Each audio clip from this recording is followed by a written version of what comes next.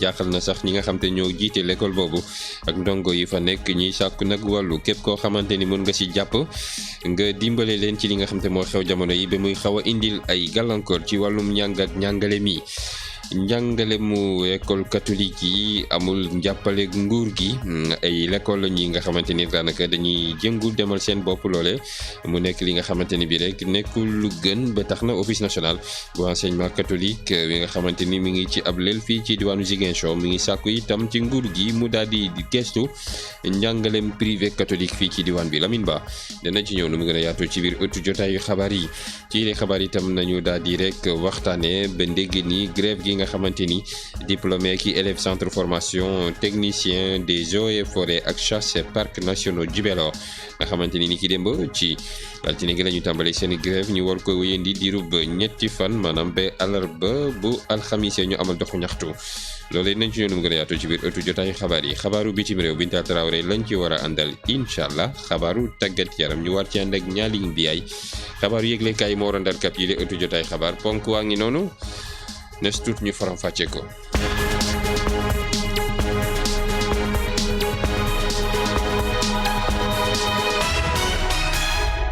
Sissawa Koli ci kaddu gi Albert Gomis moo nekk ci xarale gi ngir fréquence 93.4 Cheikh Goudiaby moo tax yéen bokk internet yi moo xam ñu nekk ci Facebook ci adresse bi di Génération FM 93.4 Twitter Génération FM 934 ak itam ci YouTube La Teranga TV ngeen mun a jot ci kaddu gi ak itam ci jëmm ji. xabaar yi ci wolof ñu tàmbale ko ci wàllum njàng ak njàngale mi phénomène Jinne Maymuna muy xale jigéen yi nga xam ne dañuy daanu ci l'école yi xewaat na seem suku papa yi la daal di feeñaat foofe ab diir a ngi nii xale yi jigéen ñi di daanu ci lim bu bëree bëree sax loolu dem na bay tiital ñi nga xamante ñoom ñoo di kilifa yi fa nekk ba sax ñi nga xam ne ñoo fi ngànk wàllu njàng ak njàngale mi rawatina inspecteur éducation ak formation ak itam waa sapeur pompier daal nañu dem foofu rek ngir xool luñ ci man waaye nag dafa mel ni mbir mi ba léegi ñi nga xamante ñoo nekk ci l'école boobu nekk fay kilifa ñu ngi sàkku nag ci ñi nga xamante ni war nañ ci mën a jàpp ñu jàppale leen bu baax a baax ndax njàng mi fu mu ne cooxe na bu baax a baax ci seen suko papaay googu ndax xale jigéen yi nga xamante ñu ngi fay daanu guddeeg bëccëg. wàllu njàng ak njàngale mi ba tey la ñuy waxtaanee rawatina rek njàngalem catholique enseignement catholique yi nga xamante ni bëri na fi wala am na fi doole fii ci diwaanu Ziguinchor ñu jàpp ni sax loole gis nañu ni yooyu lépp njàngalem catholique maanaam école yooyu dafa mel dañ leen a seetaan nguur gi rawatina ndaxte jàppale bi nga xamante war na ko def ci ñoom wala li ñu jot ni ci njàppale du war a jóge ko ci nguur gi dem ci ñoom gisatuñ ko ba tax na ñoom nga xamante ni mooy office national bu enseignement catholique jamono yi ñu ngi ci ndaje fii ci diwaanu Ziguinchor nee nañ nag nguur gi na gëstu li nga xamante moo di enseignement privé catholique yi rawatina rek li nga xamante moo di jàppale gi war te ñu koy xaar ci ñoom ñu ànd ceeg Lamine Ba. li weesu 116 000 ndongo daara ñu ngay jàng ci institution privée catholique yi jamono ji ci mim réew te ñuy topp programme yi nga xam ne nag nguur gi moo ko taxawal waaye jafe-jafe bi ñuy jànkonteel moo di jumtukaay yi nga xam ne nguur gi dina faral di ko joxe ñoom dañ ciy jot. Abbé Pascal Sène moom mooy directeur diocésain bu enseignement catholique bu Kaolack. jumtukaay yooyu mooy ay livres yu bees yoo xam ne moom la élèves yi di utiliser ak njàngalekat yi mu nekk méthode pédagogique yu bees yoo xam ne daal am na maana ñun itam soxla nañ leen ndaxte ñun dañoo bëgg a tontu li nga xam ne mooy suñu vocation maanaam suñu wareef lu ñu war a def ci biir suñu réew ndax gën a nekk ay njàngalekat yu xarañ ci mbiru njàngale ndax mën a servir suñu Sénégal égalité de chance égalité d'opportunité loolu yëpp soxla nañ ko nekkul nag loo xam ne nguur gi xamu ko ndaxte maanaam nguur gi sax jóg na ci ngi wax inspecteurs yi ne saa yoo leen jotee ci njumtukaay yooyu ngeen wàll ci itam waa enseignement privé. beneen jafe-jafe bi nga xam ne nag enseignement privé catholique baa ngi koy jànkuwanteel moo ngi aju ci wàllu màggetaay bi nga xam ne nag seeni l'école yi def nañ ko ak ñàkk moyen ngir mën a faj soxla yi nga xam ne nag dañ faral di koy jànkuwanteel. jafe-jafe yi daal manqué wul suñu xoolee bu baax xam nañ ne suñu école yi nekk nañ école yu yàgg yoo xam ne soxla nañ beesal leen may leen ay jëm yoo xam ne jëm yu taxaw beesal leen ndax xale yi mën a nekk ci environnement bu set bu bees bu rafet boo xam ne dina tax ñu gën a nekk à l'aise yaatu fii ñu nekk jafe-jafe bi itam nekk na ci mbiru économie. office national de l'enseignement catholique nag jamono ji ñu ngay ci diocèse bu Ziguinchor ngir waxtaanee jafe-jafe yi nga xam ne nañ ko nemmeeku ci wàllu enseignement privé catholique bi ngir xool nan nañuy fexe ba wut ci ay pexe. Lamine Ba jërëjëf waxtaan ba tey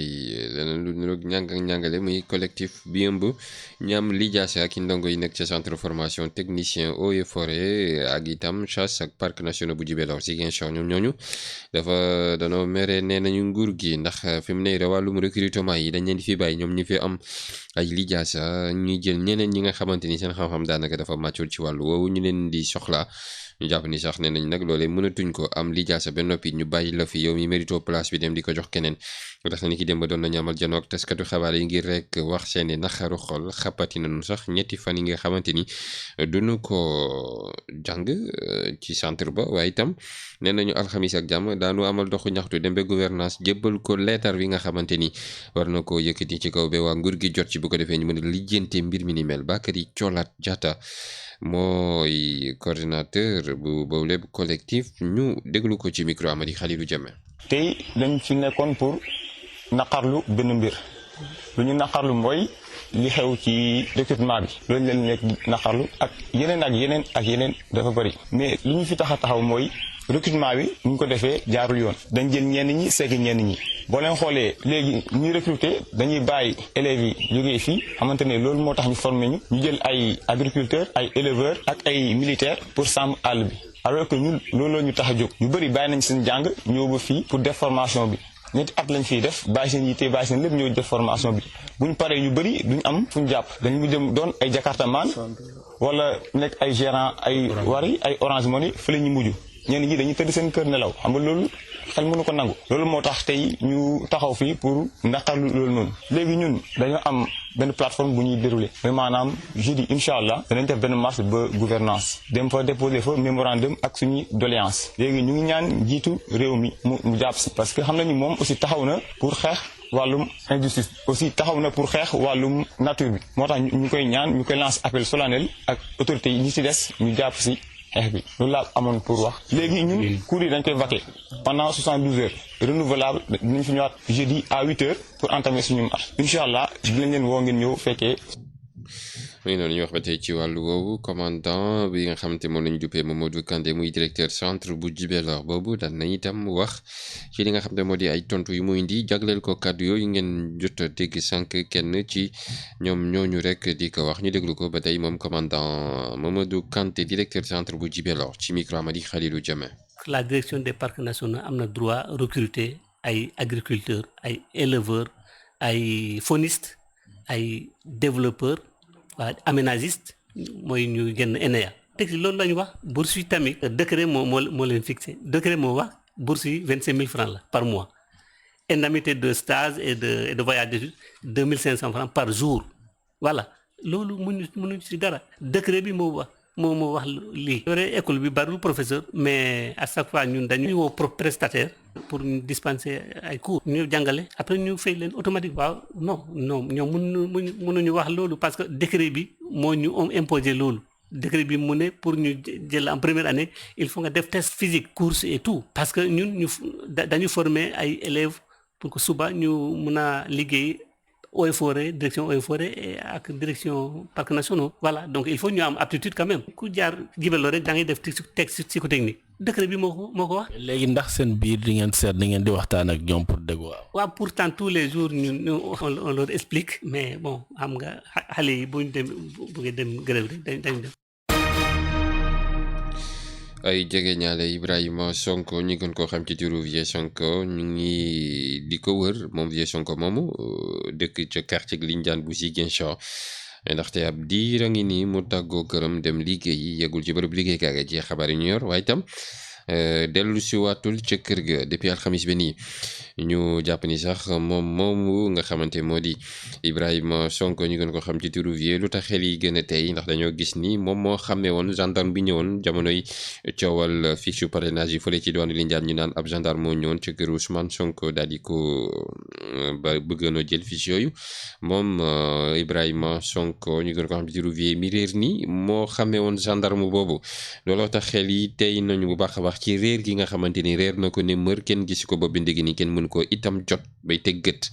ñu ànde ci Amady Khalilou Diame. depuis si jeudi bi weesu ay mbokk Ibrahima Sonko boobule ñu gën koo xam vieux Sonko amuñu benn nouvelle jóge na këram pour dem liggéey si jeudi bi te depuis bu mu jógee si kër ji kenn déggul ay nouvelle am kii di Kéba Sonko nekk magom lii la yëkkati si kaddu. parce que depuis jeudi 13h la famille constaté ni dafa réer depuis booba ñoo ngi wër d'ailleurs sax def nañ benn déclaration benn dépôt au niveau de la police pour wane ne ko depuis jeudi vie kenn mënu koo teg bët. ngi ñaan dimbal képp fu ay xamee gis ko fu mu toll fu mu nekk mu jege si soit rajo bi wala si famille Sonko bu dëkk Lindiane situation bu particulier la ñu dugal fu mu nekk nii xamul lan la bàyyil trace te ba muy génn kër ga pour dem liggéey ànd ak sagoom donc situation bi wanewul kër ga sax wanewul sax genre peut-être mu am ay problème wala truc comme ça amul benn trace boo xam te ne wane na genre yooyu noonu. si pharmacie bi nga xam ne foofu lay liggéey boobu ak léegi juróom-ñeenti at même constat bi lañ fa def ñëwul liggéey si jeudi bi te amuñu benn nouvelle ñoom it suñu sukkandikoo si suñuy source Ibrahima Sonko jeudi bi la naroon dem verser ji xaalisu pharmacie bi si banque bi bu ñu xaymaa enveloppe bi nga xam ne moom la naroon déposé dina weesu 1 million kooku di docteur Moussa Diédhiou ki nga xam ne moom officine boobule nee na xaalis bi kooku di vieux Sonko jotu koo déposé te lu gënu paradoxal si histoire bi mooy du tey la vieux Sonko di déposé xaalis foofu si banque bi te somme bi nga xam ne moom la naroon déposé si jeudi bi moo gën a neew yeneen somme yi muy déposé mu doon li nga xam ne lu troublante la suñu sukkandikoo si kaddu yi kooku di docteur Moussa Diédhiou te lu muy ñaan moom nee na xaalis du tax ba mu am beneen taxawaay moom dafa ñaan rek vieux Sonko feeñ mu mun a toppatoo jabarom ak ñaar doom yu mu jot a am affaire boobu mi ngi jël ay proportions yu inquiétantes ci commune bu Ziguinchor surtout ci quartier bu Lindiane fi nga xam ne foofu la vieux Sonko dëkk ay mbokkam ak ñi nga xam ne ñëpp ñu ko xam ci quartier bi ñëpp a jaaxle ñii di naan peut-être disparition bi mun na lié wu ci implication vieux Sonko ci li nga xam ne loolu mooy affaire des gendarmes ak parrainage bu Ousmane Sonko ndaxte kooku di vieux Sonko moo xamee woon kenn ci gendarme yi nga xam ne ñoo demoon ci kër Ousmane Sonko pour récupérer ay fiches de parrainage ñu bëri di xalaat ni mun na nekk tamit occasion pour kooku di Ibrahima Sonko pour mu def defi aventure ci étranger mu doon laaj bi nga xam ne tamit mbokkoom yi ñu ngi koy laaj lu ñuy jàpp ba jàpp mooy mbokkoom yi jaaxle nañu te ñu lu ñuy ñaax rek képp ku gis vieux Sonko boobule mu daal di leen koy xamal enquête pour disparition inquiétante police bu Ziguinchor ubbi nañ ko pour mun a xam lan moo waral disparition boobule Ziguinchor Amady Khalidou Diém. Aliou jërëjëf merci ñu daal di rek wax ci leneen Bignona la ñuy wutali foofe bureau comité gestion bu marché gare routière bu Bignona daal nañ ko taxawal ni ki altine gu démb gi loolu nekkoon occasion ci benn assemblée générale lañ ko daal di defee ay commerçant yu bëri ak itam ñi nga xam te ne bi ñoom ñooy soxla garage bi di fa nekk saa su ne ñoo ko daal di def assemblée générale googu président gu yees gi nag El Hadj Fallou Niang lay daal di wuyoo moom la ñu teb léegi mu nekk ki nga xam ne moo jiite gare routière bu Bignona googu la ñu dem fekk ji fa sunu correspondant bu ñu fa toogal Assane Sonko lay wuyoo. comité de gestion marché bu bees nekk ca wetu gare routière bu Bignona amal na élection altine bu mu amee fukki fan ak juróom-ñett ci weeru mars ci salle bu mag bu réunion bu gare routière bu Bignona salle bi nag feesoon na del ay commerçante ñëpp fa teewoon pour teg nga xamante ne moo nar a jiite comité de gestion bi Abdou Badji nekkoon président sortant jot na ci wax ay mbégteem gannaaw nekk na fa juróomi at ak ñeent ci bopp comité de gestion bu marché bi le waaye nag jot na convié ki nga xamante ne mooy président bu bees bi tànk yu mu nar a taxaw nar a gunge commerçant yi ci tànk yu baax waaye nag ci lu jëm ci wàllum sécurité marché bi la. parce que lii ma dénkoon ay jaar-jaar la sama dund ay jaar-jaar la pour sama dund pour ma mën a tamit joxe li ma xam sama biir commune moo taxoon ñi faloon ma nekk juróom-ñeent at ci biir marché bi liggéey na ak nit ñi. ànd na ak nit ñi ci dal ci déglu tamit di defar li nga xam ne moom la commerçant yi soxla di leen taxawlu fu ñu nar a soxla dara ñu taxaw ci daanaka li nit ñi yaakaar nag moom commerçant bi fal bi ñuy fal ñun dañ nit ñi xam ni amul fay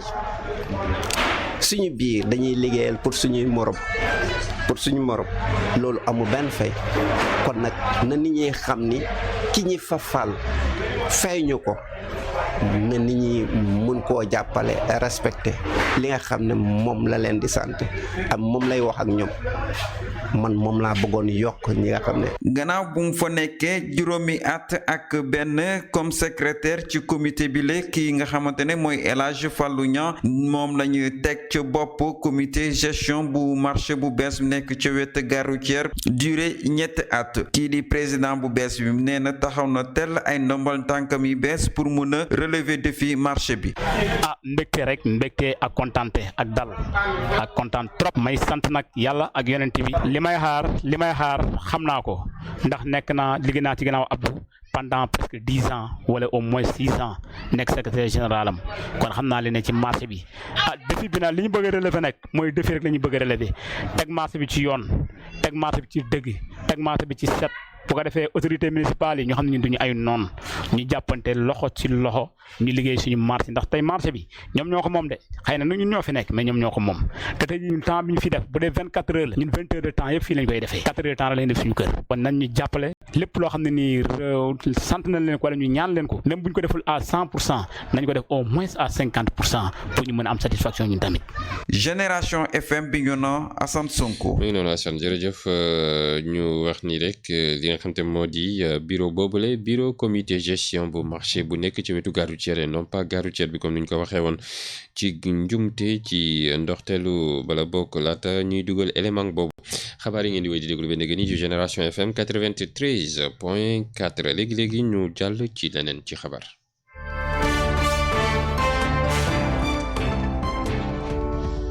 bàkk baa ngi noonu jib na xabaaru bitim réew la Binta Traoré lañ ci war a àndal ñoo ngi lay nuyu. maa ngi lay jaajëfal bu baax si saawu ko li danañu dooree xabaari biti réew ca Algérie ndax dox ñaxtu yi ba léegi moo ngi wëy ci benn lettre bi nga xamante ni jagleel na ko askan wi altine bi yemook fukki fan ak juróom-ñett ci weeru mars président bi di Abdelaziz Bouteflika moom tontuwul ci contestation yi moom li mu wax mooy dana des ci postam ba si njeexital transition bi. ca Mozambique gannaaw passage yu cyclone Idai ci guddiw alxamis yam ak fukki fan ak ñeent jàpp ajuma fukki fan ak juróom ci weeru mars wàññi nañu ci lu toll téeméer ak juróom-ñaar fukk ak ñett ñi nga xamante ne ñàkk nañ ci seen bakkan ci ñaari dëkk yi di Mozambique ak Zimbabwe ci Mozambique nag ñoom toll nañ ci juróom-ñett fukk ak ñeent ñi nga xamante ne ñàkk nañ ci seen bakkan boobule bilan jàppale ne mun naa yokk ci diggante bi bu ñu sukkandikoo ci kàddu autorité mozambicaine yi ca Beira. ba tey ci bile xabaaru biti réew ca Cameroun sous-secrétaire d'État américain bi nga xam ne moom lañu dënk affaire africaine di Tibor Nagy moom amaloon na ndaje ak président camerounais bi di Paul Biya ca Yaoundé altine bi yem ak fukki fan ak juróom-ñett ci weeru mars boobule audience nga xamante ne ñu bëri yaakaaroon na ni dina doon lu yëngul lool gannaaw critique yi nga xamante ne moom Tibor Nagy yëkkati na ko jëmale ko ci boobule réew doon na ndaje bu daal di jaar yoon ndax ñaari parti yëpp ànd nañu ak dal ngir mën a jëlee lu leer ci boobule ndaje danañu jeexalee xabaari biti réew si saawu ko li ci Pays-Bas gannaaw fusillade bu fa amoon démb altine yem ak fukki fan ak juróom-ñett ci weeru mars teg nañu loxo ku def boobule ñaawteef ba tax na askan yu yeewoo ci Néerlande loolu soulagé na leen lool même bu fekkente ne ba léegi xamuñu lan moo ko tax a jóg lii moo nekkoon xabaar yi tukkee ci biti réew ma bàyyi la ak auditeurs yi si saawu ko lii nga yeggali xabaar yi. jërëjëf Binta Traoré ci xabaar yi nga xamante ni yeggee nga ñu ko dem saxal ay xabaaru bitim réew xabaar yi bi ndegi ni dañuy wëy ñu déglu Albert mu yónnee ñu beneen bàkk bu ko defee ñu mën a jàll ci tàggat yaram.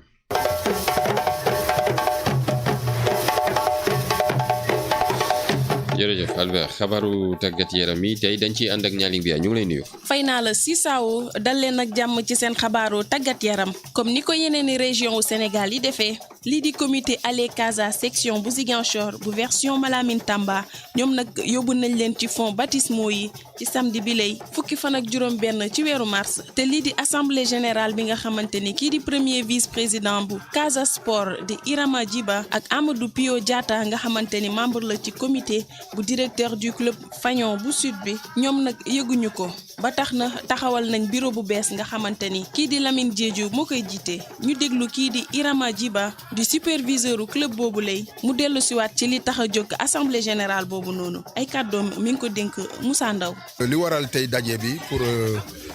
moo di suñu assemblée générale bu ñu defoon le 17 novembre 2018 7 novembre 2018 taboon nañu benn président kanam mbooloo bi yëpp muy di Malamine Tamba jàpp ni moom moo war a mun a diriger comité Allez Casa national buñ ko tabee boobu après ñi soññoon ko pour que bu si génnee na fexe ba bépp comité bu nekk Sénégal ñi beesalaat ko pour que ñu mun a demaat ci tànkay bees ci kaw loolu la ñu jot a def Sénégal yëpp renouvelé nañu ba mu des Ziguinchor nag bëriwoon na ay jafe-jafe yu ndaw mais tey alhamdulilah rabil alamin jot nañ si yegg si ñëw moo tax tey ñi daje fi salle de conférence mairie Ziguinchor pour que ñi tabb en tout cas bureau bu bees te loolu vraiment maa ngi si rafetlu bu baax a baax def nañ ko ci anam yi gën a rafet ci jàmm d'abord ensuite ci anam yi gën a rafet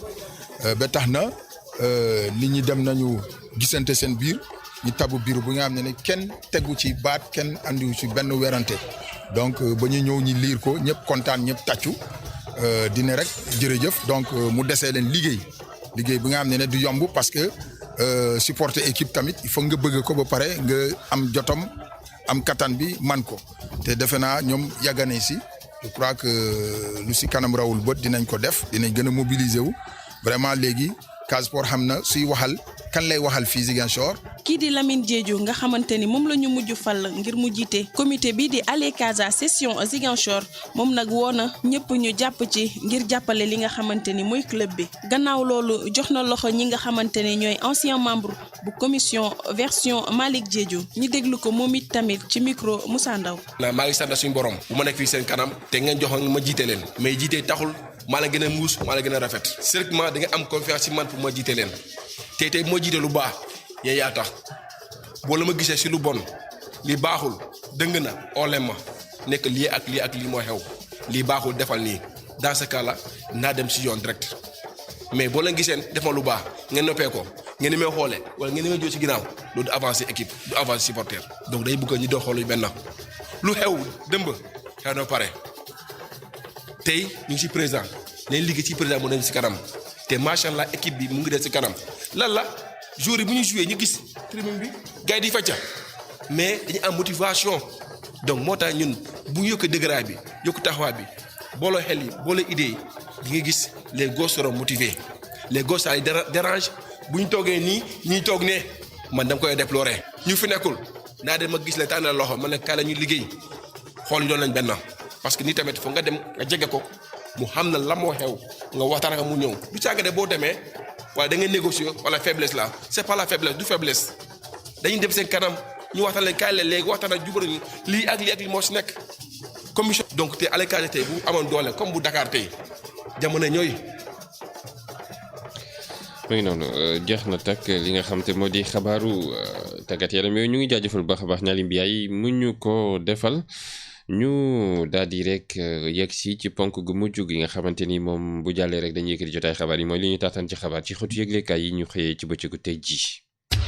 xibaaru yëglekaay yi ak Cissokho Koli. dëlle nag jàmm yëglekaay yi ñu xëyee ci bëccëgu talaata ak tey ji xëy na ñu biral ay xabaar yu soxal wàllum politique waaye itam daat nañu delluwaat ca Petersen marché bi nga xamante ni lakkoon na ci lu yàggul dara ak itam lii di wàllum maye deret fii ci réew mi di Sénégal ñu yor ji bi yëglekaay di Vox Populi mu daan ñu xamal ni day ñii di waa PDS day seen ñaari fukk ak juróom-benn ci ay membre yu bokk ci comité directeur raane dañoo fàq PDS googu dem wutali kii di Madické Niang ñu jàpp ni sax ay gaay yu Abdoulaye Wade ya woon ñoom day fi mu ne Madické Niang lañ ko langal moom Madické Niang mi nga xamante ni bokkoon na ci juróomi candidat yi nga xamante ni ñoo doon laaj réew ma ci rek weeru gu février gi ñu wees bàyyeekoon nañu ci kii di Abdoulaye Wade wutali Madické Niang Vox Populi gën a dëggal xabaar boobee ne ay kàngam day laane ñu tollu ji rek ñaari fukk ak juróom-benn dañoo jëli seen bagage woon gannaaw Abdoulaye Wade ak waa PDS dem wutali Madické Niang ñu yëri ji enquête yëglekaay mu daal di dëggal xabaar gi ne ay libéraux day ñu toll ci ñaari fukk ak juróom-benn Madické Niang récupéré na leen ñoom ñooñee day daal nañu dàqal seen ànd ak kii di Abdoulaye Wade ak ñi di waa PDS ne Madické Niang ñëw nañu ci yow ngir ñu fas yéene liggéey Sud Quotidien yëglekaay moom daal di wax ci leneen rawatina tallal loxo gi nga xamante ni ñi di waa PS tallal nañ ko loxo Khalifa Sall Aïssata Tall Sall ak seeni gax Ousmane Tanor Dieng bu sañoon de ñoom ñooñee ma lim sànq ak seeni gàngoor ñu daal di ñëw dellusiwaat ci seen parti socialiste googee bi yëglekaay ne ñu rek lii de yi moom la Ousmane Tanor Dieng bëgg ci ñenn ñu mu duppee ay rebelle ngir ñu dellu si ci li nga xam te moo di PS googee bi yëglekaay ne Ousmane Tanor Dieng de mbaa li mu bëgg day lu war a mën a nekk la ndax rek si su ñu gis ci ñenn ñi nga xamante ni day xam ne nanu rek xalaatuñ ko sax ngir rek delluwaat ci parti socialiste bi nga xamante ni Ousmane Tanor Dieng moo ko war a jiite Sud Quotidien ba tey ne mbaa dellu si googee day kon dana mën a yomb comme ni ko gars yi foogee Le Quotidien ak les gars yi moom daal ñu xamal ni rek ñii di waa PS nee nañu day seen njaboot la ñuy bëgg a dajale fi mu ne rek nga ñuy delluwaat nekk benn surtout am moom daal di génn coole coow daal di wax ci wàllum tëjum kaso gi kaso yi nekk fii ci réew mi di Sénégal fees del lañu def ba tax na lu ñu war a jël ci limug doomu aadama ëpp nañ ko fuuf ba tey source a nañu kaso boo gis fii ci réew mi di Sénégal day nu mu bëree war na jëlu tollu ci ñeenti junni ak ñaari téeméer ak ñaari fukk ak ñeent waaye nag fi mu ne dégg fanweer ak juróom ñaari kaso yi nga xamante ni rek moom la Sénégal am day lim bi dem na ba tollu ci fukk ak ñaar ci ay junni ak ñeenti fukk doomu aadama lim bu ëpp ci doomu aadama yi nekk ci kaso yi jamono ñi mi ngi tollu ci rek juróom ñaari junni ak juróom ñetti téeméer ak fukk ak juróom benn ci ay détenu enquête yëglekaay wax ci marché Petersen gi nga xam te làkk na ni ki àjjuma gële ñu wees bi yëglekaay ne ñu bëri dañ ciy lorule bëggule marché Petersen ay jaaykat foofee ci diwaanu marché Petersen laata muy daal di làgg waaye day xam ne nañu ni fi mu ne ñu ngi ci problème boo xamante ni kenn xamul fuñ koy waxtaani jiyee solo yëglekaay moom daal di wax ci wàllu mayeeg deret ki fii ci réew mi di Sénégal bi yëglekaay ne ñu rek fi mu ne rek lu toll ci téeméeri junni poche ñoom daal nañ ko collecté ci atum 2019 gi lim bi nu muy bëri nag des na ndaxte rek fii ci at mi ci réew mi di Sénégal lu ñu ñuy di soxla ci deret ñu ngi ko xayma ci téeméer ak juróom fukk ci ay junni poche yi nga xamante ni sénégalais daañu ko soxla at bu yàlla sax ngir seen wàllu wér-gu-yaram jàngeen jëf jeex na fii la ñuy yëkkate jotaay xabaar yi léegi ñu fàttali leen ponk ñu fi jotoon a yaatal.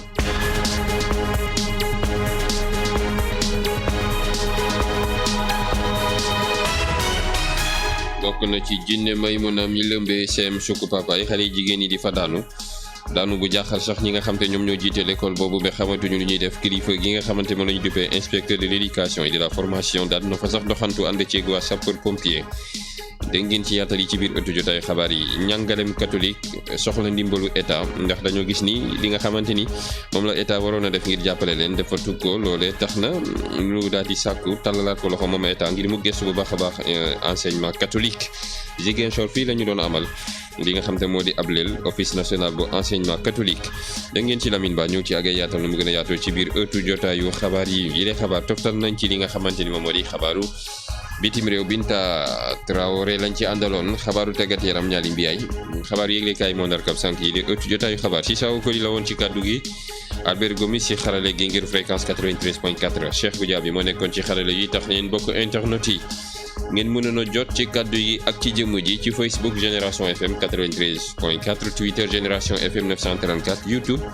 La Teranga TV réalisation bi Binta Traoré moo fa nekkoon dig nañ leen daje ci yeneen ëttu jotaayu xabaar ci wolof incha allah salaamaaleykum.